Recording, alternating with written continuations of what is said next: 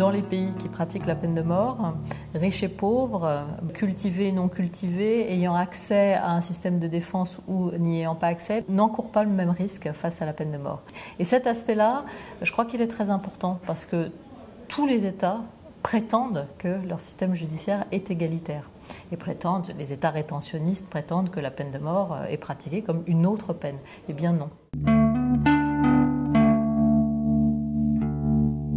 Pour consolider la tendance vers l'abolition sur le continent africain, il y a plusieurs voies à mener en parallèle. L'une n'est pas du tout exclusive de l'autre. Il y a d'une part le fait qu'il faut consolider les moratoires de fait. Bon.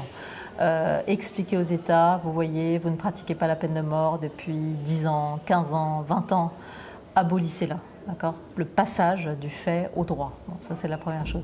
La deuxième chose, c'est qu'il faut toujours et inlassablement informer les opinions publiques, mobiliser la société civile, notamment, par exemple, au moment du 10 octobre, organiser des événements qui ne sont pas forcément sinistres. Hein, ça peut être des événements festifs, éducatifs. La peine de mort, c'est vraiment une éducation, et une éducation permanente.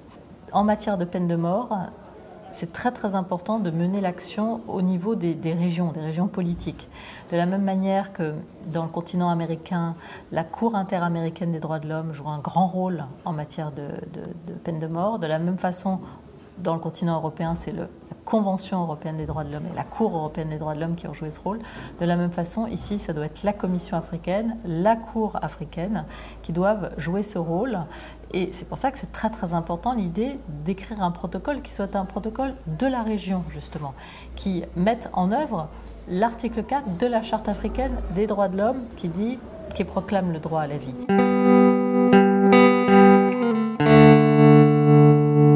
Je crois que c'est très très important de se rendre compte qu'abolir la peine de mort, c'est en effet une décision politique.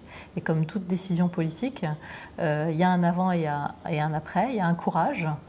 Et s'appuyer sur une opinion publique volatile, mal informée et qui en général a d'autres soucis, c'est souvent un prétexte pour en réalité museler l'opposition et encore une fois ne pas s'atteler à des priorités.